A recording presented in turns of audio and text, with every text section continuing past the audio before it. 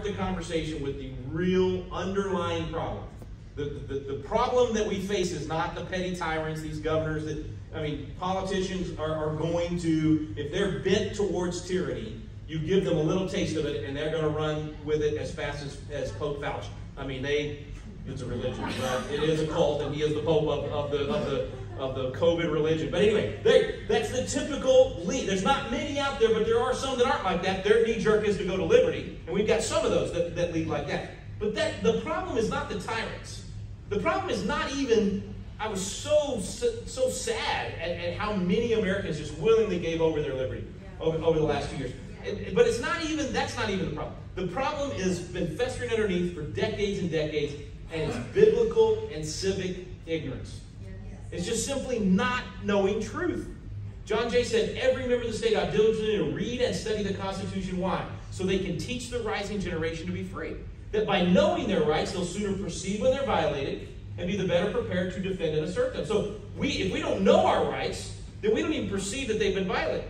So when the government swoops in 2 years ago, the federal government decides it's going to do all of these things dealing with COVID, we don't even know, because we don't know our history, going back to 1918 with Spanish flu, if you want to use that example, where the federal government did nothing. Spanish flu was 25 times more deadly than COVID. 25 times more deadly. And the President of the United States, throughout the Spanish flu, did not even utter the word Spanish flu. Even though he got it. He didn't talk about it. The federal government did nothing. Nothing. Because the federal government has zero constitutional authority with regard to health or public health. None.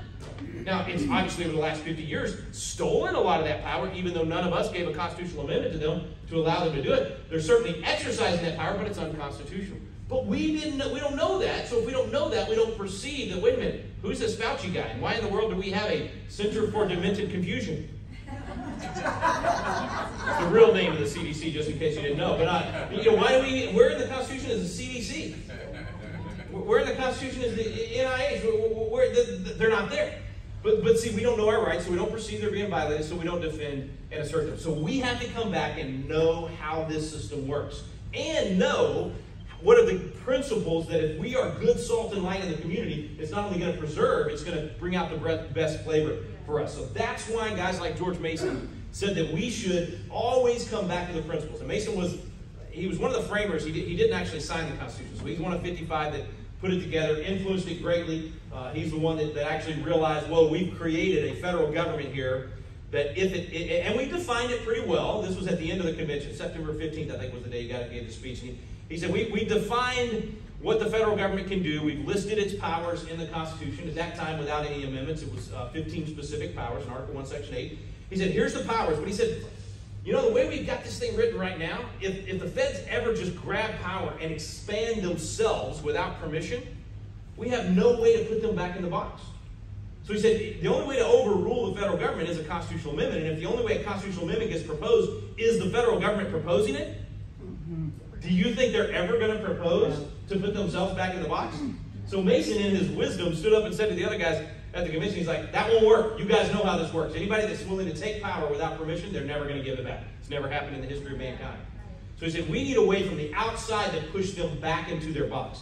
And that's why he proposed the language that you'll find in Article 5 that specifically allows for, with no federal involvement, the states to propose constitutional amendments and then ratify those constitutional amendments and overturn Supreme Court decisions, overrule executive orders, overrule acts of Congress. If they're outside their box, we need to be putting them back in their box. That's the guy that came up with that. And actually, when he did it, it was a mic drop moment. Everyone there said, that's exactly what we need to be doing, George Mason. No objections whatsoever. It was unanimous. That's called a Convention of States. The website's called conventionofstates.com. And I'm here to tell you, we will not save our nation without it. It is the only way to restore federalism. I feel that passionately about it. I know we have friends that are against it. Not many, virtually every conservative constitutionalist is now totally on board with this and pushing hard for it. Mark Levin, David Barton, Mike Ferris, we just go down the list. Ben Shapiro, all those folks. Now, there's 230 radical leftist groups against it. So Planned Parenthood, all the George Soros-funded organizations, they hate it. Why? Because what a Convention of States does is overrule the Supreme Court and put the Supreme Court back in their box. You think the left wants that to happen? Well, they may want it to happen after this summer. We'll see. But before this summer, the court was giving them everything they wanted for the last 50 years. So this would be the worst thing possible to them because it restores federalism, restores legislative power instead of court power, all that. I don't know, after Roe v. Wade gets overturned, after the Bruin case out of New York potentially gives us constitutional carry across the country. We'll see how that decision turns out. After some of these decisions, the left may say, hey, we don't want the Supreme Court making law anymore. Right? We've been saying that for 50 years. Now they're suddenly going to find the wisdom of all of us saying, 9 unelected, unaccountable lawyers in Washington, D.C. probably shouldn't be making up the rules for us. I mean, maybe it just sounds a little bit aristocratic to me. 9 unelected, unaccountable lawyers in Washington, D.C. are the final say on every law in America? Who came up with that idea? You're not going to find that in the Constitution. Nowhere in the Constitution. It's insane what we've allowed to happen. Okay, I'm going off on tangents. Here's what he said. Back to George Mason. So that was one of the important things that he gave us there at the convention. Now, as many great things as he gave us, unfortunately, as you can tell by the slide, he also gave us some bad things. He invented the mullet. It's not good. So we do the good, the bad, and the ugly. I always point out some of their bad things as well. At any rate, Father of the Bill of Rights, he didn't sign the Constitution because it did not end the slave trade and because it did not have the Bill of Rights. And so then he becomes a champion for pushing through the Bill of Rights. But here's what he told us that I hope you'll remember from today. No free government nor the blessings of liberty can be preserved to any people but by a frequent recurrence of fundamental principles.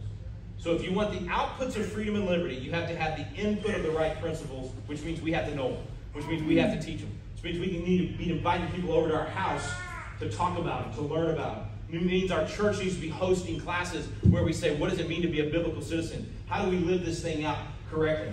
That's how you have a frequent recurrence. Not one time, not in 5th grade and you're done, right? Not in 9th grade and you're done, but every year or maybe even every month getting together with people and talking about these things. And of course, if you're not familiar with what we do at Patriot Academy and Wall Builders, we're very strong advocates of restoring the basic principles out of the Declaration of Independence. The idea that we hold these truths to be self-evident. So you love life, liberty, and pursuit of happiness. Everybody likes to talk about that part of the Declaration. You got to back up and say, what comes first?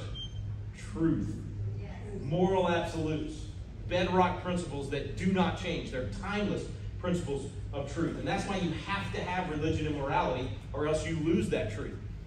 Father of the country, George Washington, of all the habits and dispositions which lead to political prosperity, so of all the pieces of the puzzle that we would input to get the output of a free society, he said the most important thing you cannot go without is religion and morality.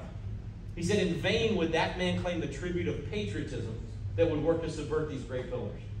So wait, you can't be a patriot and say, I don't want God or religion in the culture. It doesn't work, because if you push God and religion out of our culture, it destroys the very system that we're trying to save. A constitutional republic doesn't work without that. And so that's what Washington basically warned the country about in his farewell address. So we hold these truths to be self-evident, that we're all created equal, that we're endowed by our Creator, so our rights come from God. Therefore, if they come from God, government can't take them away. You can't take them away from me. They come from God. But now I have to live them out respecting His authority. That's a very different system than saying there is no God. You do whatever feels good to you. Everybody just, freedom now means do anything and everything that feels good. That's not the freedom that the Founding Fathers talked about and that they fought for and that they birthed in this nation. I wish we had time. I'd go through, there's basically about 250 Founding Fathers. A lot of people say they're atheists, agnostics, and deists. Absolutely not true. If you're familiar with my boss, David Barton, or watched any of our programs or listened to our radio program, 95% of the founders were outspoken Christians. They lived it, talked it, spoke it, wrote it. There's no denying it. There's a handful of guys, about 10 guys, that weren't Christians. Now, they were not atheists. They were not agnostics. They weren't deists. They believed in God. They just didn't believe that Jesus was the Son of God. So they weren't Christians by an orthodox definition. And so I'm going to use one of those guys just to make this point, since we don't have time to go through a whole bunch of the Founding Fathers. And he actually gave a very important speech on June 28, 1787 at the Constitutional Convention. Now this is about 5 weeks into the convention. And if you imagine at the convention, there was a lot of disagreement over slavery, over how to ratify the Constitution, over big state, small state. I mean, they were not getting along. And we have this kind of misnomer view that all the Founding Fathers loved each other and it was kumbaya and all that. No, I mean, we've never been. That's why we had federalism. That's why, Virginians did not get along with people from Massachusetts. And so they said, let Massachusetts do what they want to do and let us do what we're going to do in Virginia, and let everybody kind of have, some individuality, not try to make everybody the same. That's a communist idea, to make everybody the same. And so here they were fighting over all these different things, and then all of a sudden, people start leaving and literally giving up and saying, this is never going to happen. We're never going to agree.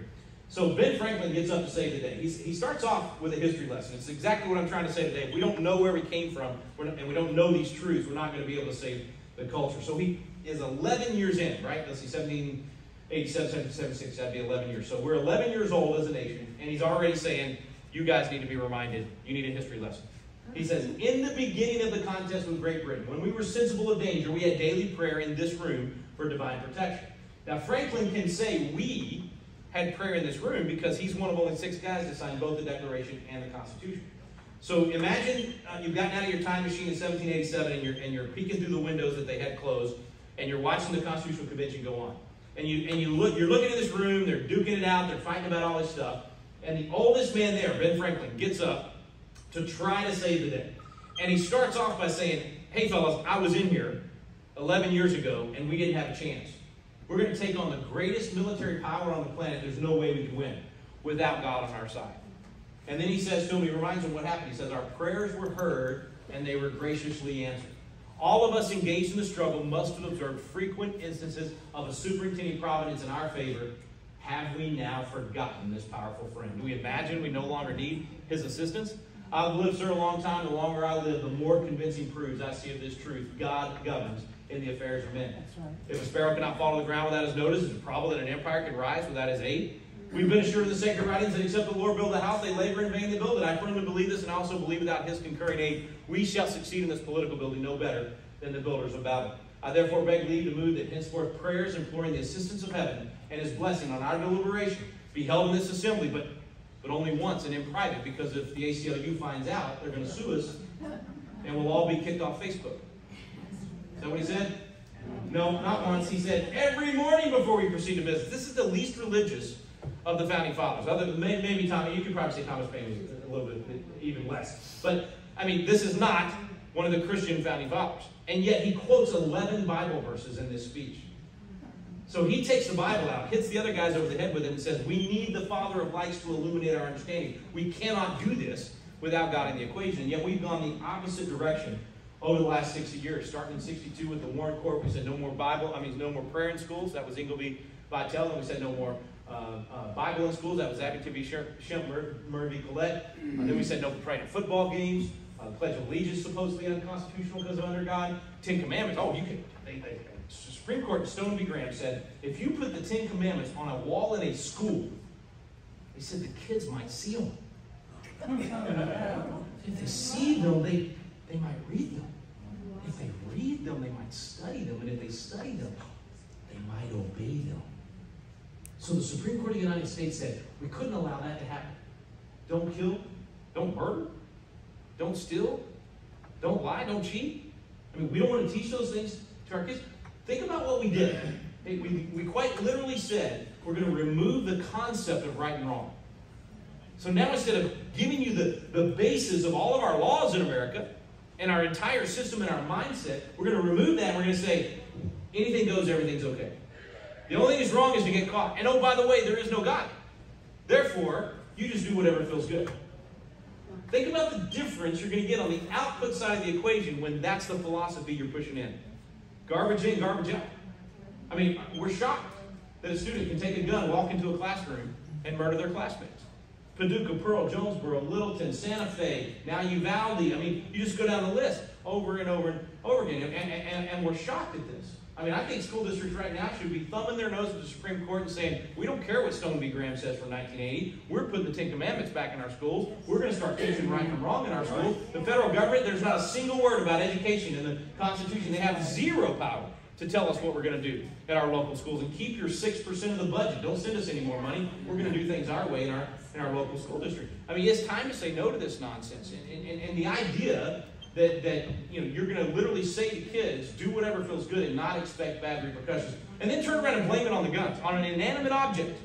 We're going to blame it on a hunk of metal or plastic, and we're going to say that that's the reason. You're common sense people. Guns don't kill people.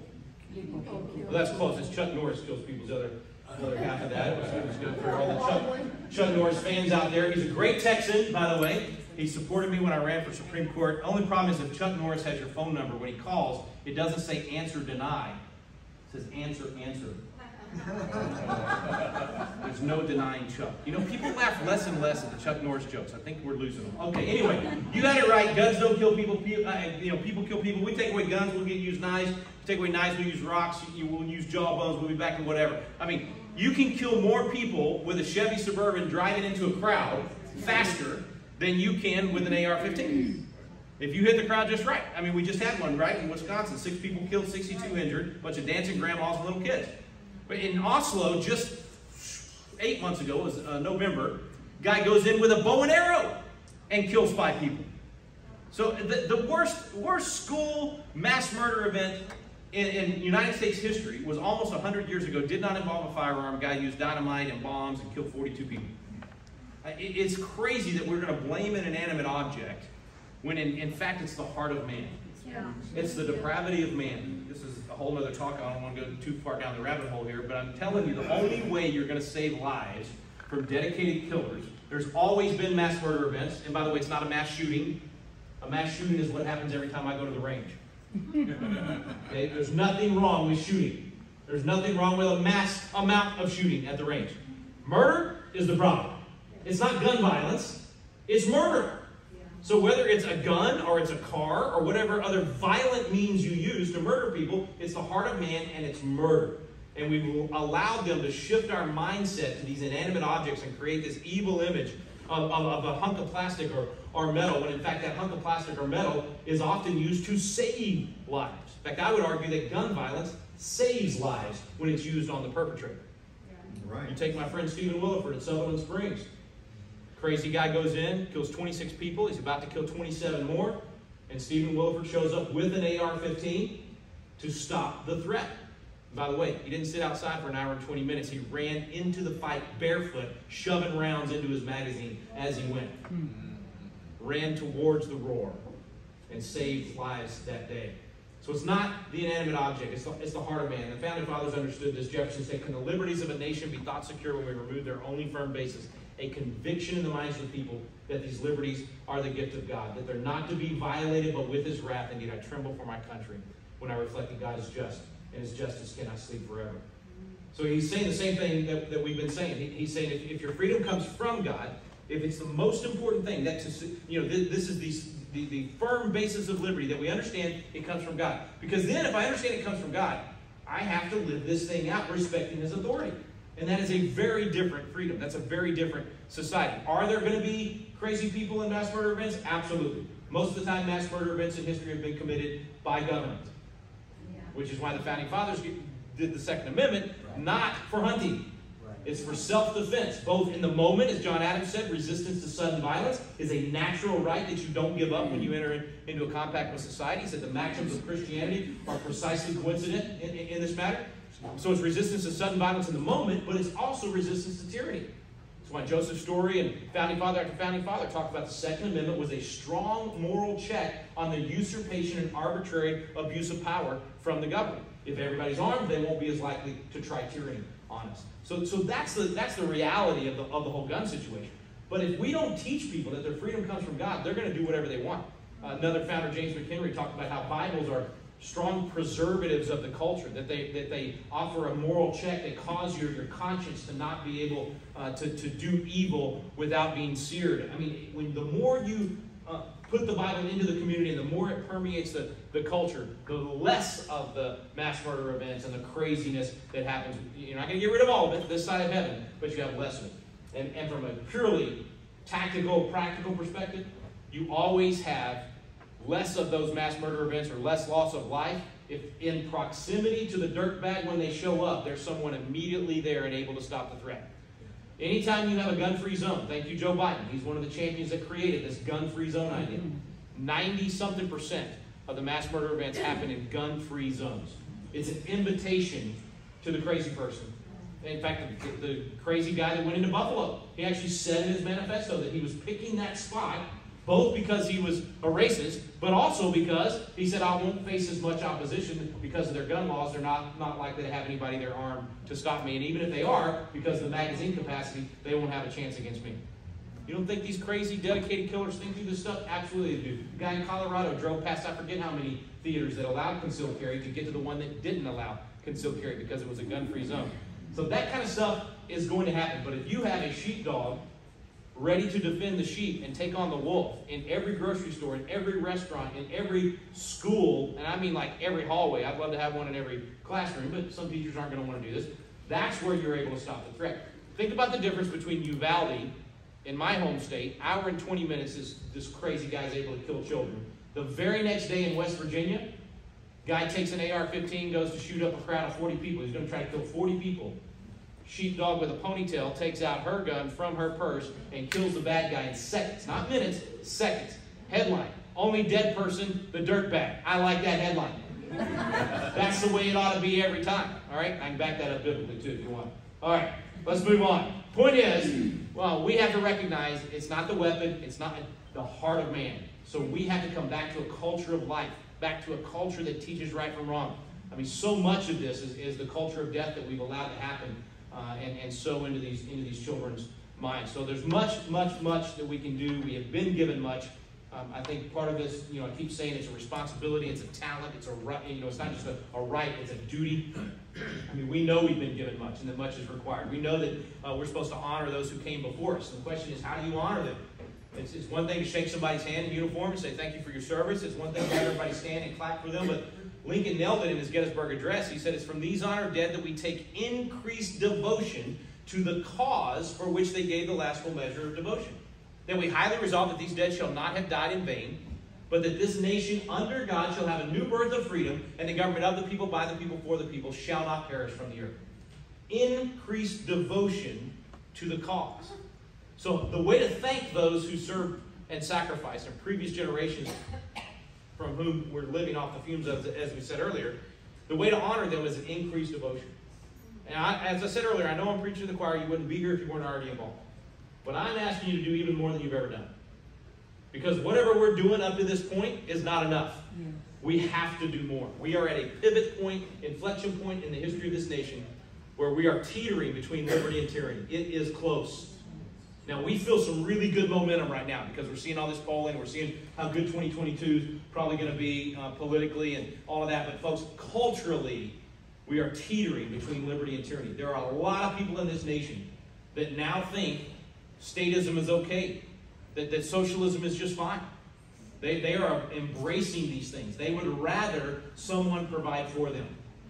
Because slavery is easier than freedom. It's much easier to have somebody else provide everything, even though now I don't get to make any of the decisions. That's an easier way than for us that say, nope, it's up to me. I have to provide for my family. I have to live with the consequences of my decisions. And America is at this pivot point where we're trying to choose between these two things. So we've got to do more, which means I'm asking you, increase your devotion. Do even more than you've ever done. Start hosting classes in your home and at your church where you bring people in and you do this biblical citizenship class. You get them fired up, educated. Just as they said from the stage, equip, inspire, educate. We've got to do those things with as many people. You've got to be a force multiplier and reach as many people as you possibly can. The cause for which they gave the last full measure of devotion, American exceptionalism. I'm sorry, I know that's a trigger phrase for leftists. They get really upset when you say American exceptionalism. Like, oh, you're bragging. You act like Americans are better than everybody else. Well, it's not that we're better, but our political and economic structures absolutely are better. There is no question that the American value system produced better results than any nation in the history of the world. And guess what? It was a Frenchman that came up with this whole thing. De Tocqueville's the one that said America's exceptional. And this exceptionalism just simply means that it was beyond ordinary. It was extraordinary, not normal.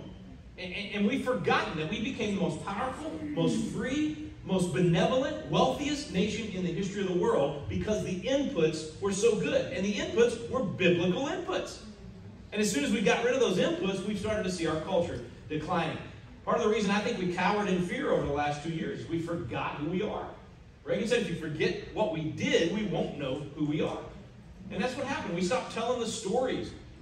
I mean, can you imagine 50 years ago, or let's even say 70 years ago, can you imagine the World War II generation cowering in their homes over a virus that's 99.9% survivable? I mean, they would laugh at us. Actually, they'd be ashamed of us as a nation, shutting down our churches in this situation, bowing to these edicts from completely unconstitutional dictator edicts. But see, the problem is we don't remind our young people what we did. We don't talk about the DNA of America being those boys at 17 and 18 years old storming the beaches of Normandy and Iwo Jima and all the rest.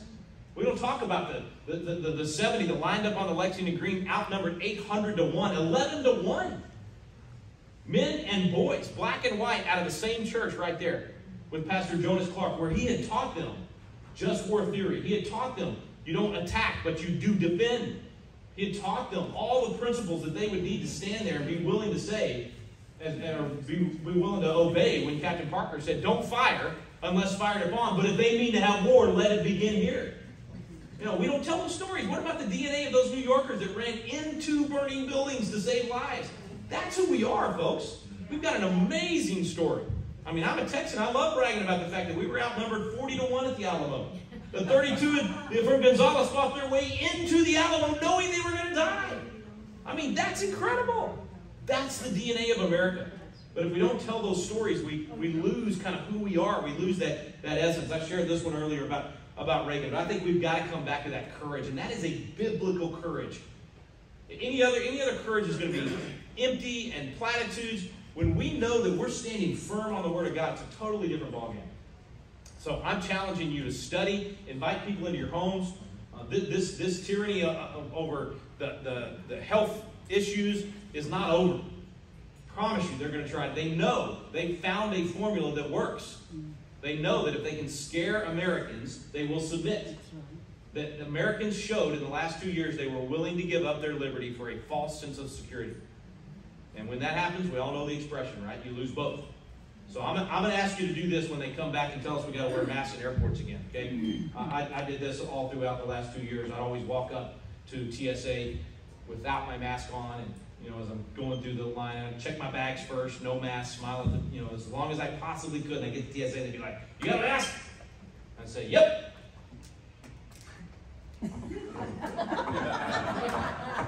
Well, you got to put it on or you can't come through. Why? Because it's the law. Law? What law are you talking about? What's it? It's a mandate. Well, what's I said, and usually they're about my age, so I say, "Didn't you grow up on Schoolhouse Rocks? Don't you remember the song, I'm a Bill from Capitol Hill? Where there's elected representatives of the people? An edict from a senile man trying to read a teleprompter is not a law. And you are a law enforcement officer. You ought to know how laws made." Then I put my mask on and go through. But I have to give that little lesson every single time, and I'd sing I'm a Bill as I'm going through security. And then as soon as I get through security, take my mask off, kept it off the whole time until I had to get on the plane. Then I ate chocolate-covered pomegranates every flight for as long as I possibly could. But the mask on. All that to say this. When it happens again, because it's going to happen again, I'm just telling you. When it happens again, I'm asking everybody, when they play that ridiculous recording saying you got to wear a mask, it's federal law. Every time they play that, when you're walking through the airport or you're sitting on the airplane, I want you to become Katniss from Hunger Games and do this right here. And just say, no. Just do that. That's all you got to do. You're gonna sing the Mockingjay song, and you're gonna act like Katniss from Hunger Games. And if all of us, and I did this in the airports all over the last 2 years. My wife hated it. Trust me. She would elbow me. You're embarrassing me. All that good stuff. But anyway, the point is you've got to say no. That's what I'm trying to say. We have to say no to this nonsense. Do not bow to it again. Okay, I got to answer a couple of quick thoughts here that have to be running through your minds because of what's going on the last couple of years.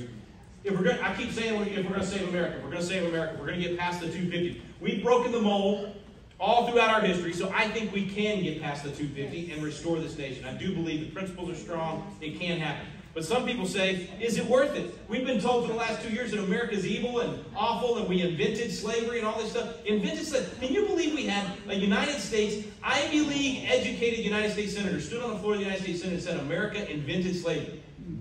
Now, he had to have the worst Sunday school teacher in the history of mankind. Because you remember this guy in the Bible named Joseph? Sold by his brothers into slavery. I think that was before 1776. Maybe. Remember that other guy, Moses? Led the children of Israel out of Egypt, out of slavery. Might have been before 1776, just by a little bit. Here's my point. We didn't invent slavery. Right? It was a condition of the planet in 1776. Every nation on the planet had slavery in 1776. And nobody seems to know this in America anymore. We were the first nation to ban the slave trade. We beat England by 3 weeks. We were the fourth nation to end slavery after fighting a war and 600,000 casualties to make it happen. We helped lead the way. But yet we're lying to our children and making them think that America was drug across the finish line as one of the last ones. We don't talk about the great black patriots that helped found America. Most kids today, black, white, yellow, whatever color, they don't know who Crispus Attucks was. They don't know that the American Revolution began with a black patriot. They don't know that the American Revolution ended with a double agent by the name of James Armistead, a black patriot that infiltrated all the way up to Cornwallis and set up Yorktown for us. How different do you perceive your nation and your role in your nation and your inheritance of freedom in the nation if you know all those stories versus if you don't? So instead, we're teaching our kids to hate each other, to hate themselves, to hate their nation. This poison of cultural Marxism and CRT and all these things is tearing us apart. We've made so much progress in this nation. Somebody that you'd asked me about the videos, Chasing American Legends. The one you were watching was from when we went to Philadelphia, but we did one where we went to the church where MLK grew up at Ebenezer Baptist Church, and Dr. Alveda King that President Trump was talking about was our guest on that show, and she's telling us all these amazing stories that happened to her family. Her dad was A.D. King, who was MLK's brother. They were known as the Sons of Thunder, both preachers. And she was telling us all these amazing stories. And we're standing in that church, and my kids are sitting on the front pew there, and she's talking, and she looks at my kids, and she goes, you know, we're the same race. My kids are pretty lily white, let me just tell you. We're the same race. My kids were like, really? She said, no, there's only one race, human race. She said, I got black brothers and sisters, I got white brothers and sisters, I got red brothers and sisters. And it was like it was an epiphany moment for my children and for me. I thought, if we would take that attitude, which is the dream, right? Wasn't that the speech? Yeah. To be judged by the content of our character, not the color of our skin? Yeah. And these divisive cultural Marxists have done everything they can to make us hate each other based on race, based on mask or no mask, jab or no jab, rich or poor. They'll divide us based on anything. They don't want us united. We have to recognize we have so much more in common than we have difference if we come back to those biblical foundations. So let me just answer the question of whether or not America is worth saving. Real simple. I'm a country boy question and answer. Are people trying to get in? Or are they trying to get out?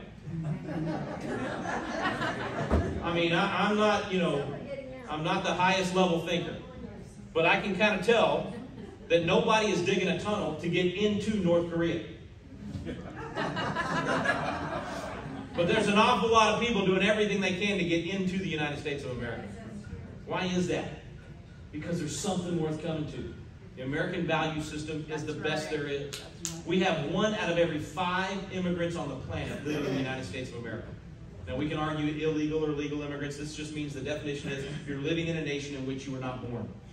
We have more immigrants living in the United States than the 2nd, 3rd, 4th, and 5th nations combined. More immigrants living in the United States than the bottom 159 nations combined. Why? Because it's called the American dream. You've never heard of the North Korean dream, right? Probably hadn't heard of the Cuban dream. There is something special about what these guys gave us. And they were willing to give their lives, their fortunes, and their sacred honor. Everything they had. They believed it was a death warrant. But they were willing to do all of that to birth a nation. And now here we are at this teetering point between liberty and tyranny. Are we willing to give of our lives, our fortunes, and our sacred honor? Our lives, that's our time. We've got to be willing to say, you know what, I'm going to give up Sunday afternoon or Monday night or whatever. I'm going to have, the neighbors over, friends and family, whatever, and we're going to study the Constitution and study the Bible. We're going to watch this amazing biblical citizenship in modern America because Congressman Barry Loudermilk's in it. Amen, brother! Everybody welcome Congressman Barry Loudermilk. He's a hero right here. You get to see him if you take the class. You'll get to learn a lot from him in the class. But we've got to be willing to do that, folks. There's a responsibility on us. And this whole idea of consent of the governed requires work. Consent is an action. So we have to give or refuse consent. James Garfield said, now more than ever before, the people are responsible for the character of their Congress. If that body be ignorant, reckless, and corrupt, it's usually a picture of Nancy Pelosi that flies in at that point. If that body be ignorant, reckless, and corrupt, it's because the people tolerate ignorance, recklessness, and corruption. If it be intelligent, brave, and pure, it's because the people demand these high qualities to represent them in the national legislature. And then he spoke of us, because this was 100 years ago when he said it. He said, if the next centennial, that's us right now, if the next centennial does not find us a great nation, it will be because those who represent the enterprise, culture, and morality of the nation do not aid in controlling the political forces. Bottom line is, it's up to us. We have all the answers in the instruction manual. It's time to get the instruction manual out, dust it off, start studying it. Only 9% of Christians are in God's Word every day. 9. That means 91% aren't. How are we gonna apply Scripture and apply the instruction manual to our relationships with our spouses, our kids, our family, our work, and our nation if we're not in God's Word? So the number one thing I can ask you to do, if you really want to save America, the number one thing I can ask you to do is be in God's Word. And I know that sounds simple, and I'm not saying that to get you to cheer, and I'm not saying that it sounds almost trite. But it is the most important thing we can do. Because without that, we don't know how to respond when it happens. So get into God's Word, and then also become biblical, but also become a good citizen by being into the Constitution, into your state and local government, being a salt and light in those areas. As I said before, our classes are the only ones you won't sleep in, I promise. They're really good Constitution education and empowering. We take it to Independence Hall. We go to all these places. We have 13,000 Constitution coaches across the country right now. So just know you're not alone. All right? There are people all over the country gathering in living rooms. We've got churches that are having 400 and 500 and 600 people come out every week to do this class. There is something happening right now in our country. There's a revival, and it's exciting to see. It's got to happen from God's Word. This is Benjamin Rush. I'm almost done. He said, the only means of establishing and perpetuating our Republican forms of government is the universal education of our youth in the principles of Christianity by means of the Bible. That's why I keep saying it's the Bible, it's the Bible, it's the Bible. We have to come back to those truths if we want to say this thing and we want to pass it to our kids and grandkids. So lives, that's our time. Fortunes, yes, your money. I'm asking you to give more to your church. Give more to community organizations. Give more to candidates. This is a time of war. We are in a culture war right now in our nation. I was so offended the other night at NRB, actually right here in this building, when Rick Santorum got up and there's 2,500 of us broadcasters out there. We're all doing we're living, breathing, eating this stuff. We're doing everything we can to save the country. And Santorum looks out there and he says, what I said earlier, he says, whatever you're doing, it's not enough. I was righteously angry. I was like, Rick, you have no idea, man. We're sacrificing everything. Our family's devoted to this. You have no idea what I'm doing. And then I realized, he's exactly right. If we were in physical war right now, if World War III does break out, right? Or better yet, if America was attacked, if somebody tried to invade Texas, well, nobody's that stupid. If somebody tried to invade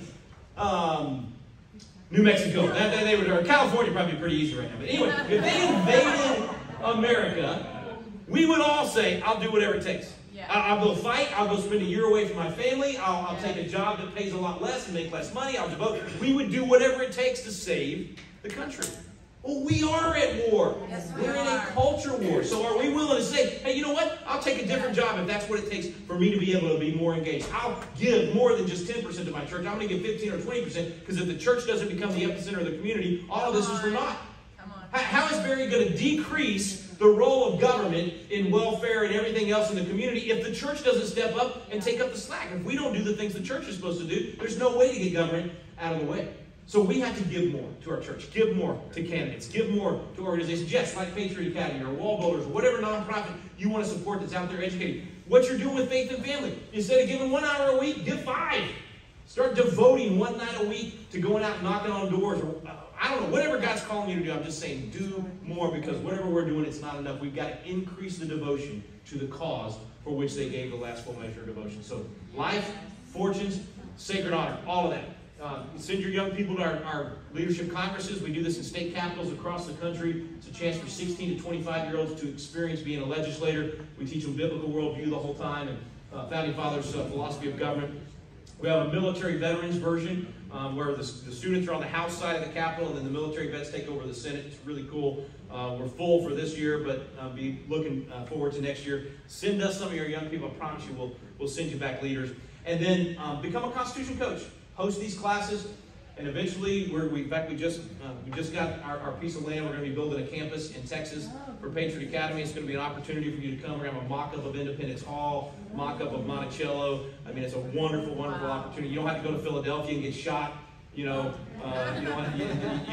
might want to go visit Barry at the Capitol, but in case you just don't want to go and take a chance on the leftists arresting you for some crazy reason in Washington, D.C., we're going to have our Welcome Center will be exactly what the rotunda at the U.S. Capitol is, and then we'll have Barry come to our campus and give you the tour there, right?